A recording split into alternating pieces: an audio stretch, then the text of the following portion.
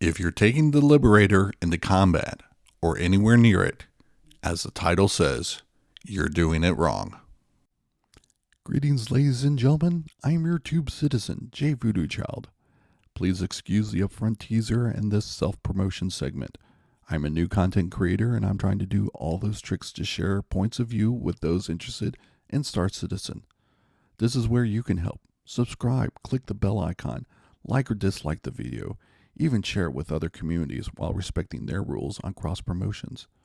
But the most important thing is comment your point of view, and hopefully we can have constructive conversations on different topics that will help the next viewer.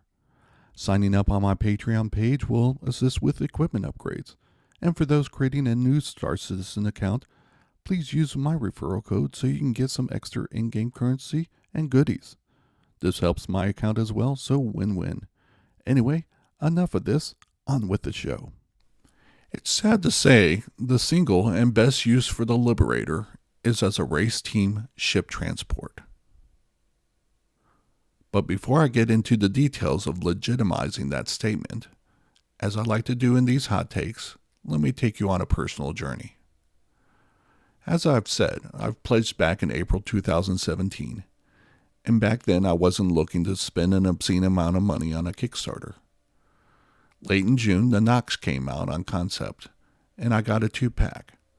Since I didn't see myself spending the money for one of the racing ships, and certainly not knowing which of them would fit my style, I figured that ground racing would be a good solo entry point for the game for me. My thought was, once I picked the skin I liked, the other would be upgraded to a freelancer door. The door would transport the Nox around from race to race to protect its overclocked components, and while not racing, I would harvest for race fuel with the door. Of course, later on, my budget got a lot bigger, and I was no longer limited to the niche of ground racing. But I never lost that notion that racers need some type of transport to save wear and tear on their components. Fast forward to October 2021. CitizenCon introduced the Liberator, made by Anvil, who has many military-class vehicles in their portfolio. So, of course, the Liberator is a military vehicle. I mean, look at the brochure. It's got a tank rolling off the ramp firing its main. There's a picture of the Liberator launching a hurricane while its turrets shoot at a cutlass. I mean, well, stop. Just no.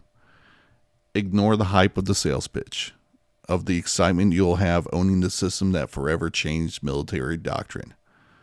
And shame on the person who requested that art. One of my philosophies is, if you are not using every part of a vehicle, then you are losing some of the value of having that vehicle. What does the Liberator have? Crew for 2, passengers for 16, 2 extra small landing pads, 1 extra small landing pad, and a vehicle bay which can hold 2 of the largest ground vehicles. Now, the vehicle bay can be used for cargo, or for 2 more extra small landing pads. However, it will be difficult to navigate in and out of, and unlike a military aircraft carrier, the Liberator can only rearm, refuel, and repair by hand. So a Liberator can be used as an escort ship, but has severe complications at its price point. And notwithstanding, if you are taking the Liberator into combat, or anywhere near it, as the title says, you're doing it wrong. So, what gameplay involving ground vehicles also requires spaceships?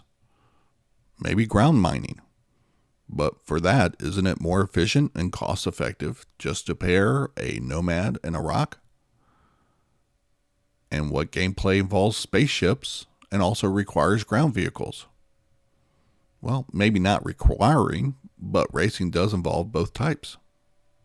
Racing really benefits from that transport functionality. Not only can the Liberator transport race vehicles from place to place, one of the pads can be used for an MPV tugboat to move a racer from the Liberator itself to the race arena. The only unused space is the passenger seating, which could be possibly used on rare occasions. Okay, not really. But a racing team transport is the most effective use that I know of to utilize the functionality of a Liberator. Is it worth the $575 price tag? Or even half of that for a patient CCU minigamer? Only you can answer that. For that mining ore, the Orion is a far superior option. And unlike the Orion, the Liberator is a hard vehicle to earn anything else in game, namely your racers. But like any race team, there's usually a lot of money backing them. Is anyone interested in sponsoring my race team? Visit my Patreon page for details. But thank you for watching my hot take on the Liberator.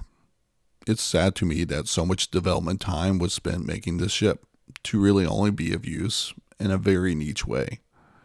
And it's just as sad to me, all the Liberator owners losing value by playing in it in ways that I see it isn't designed for.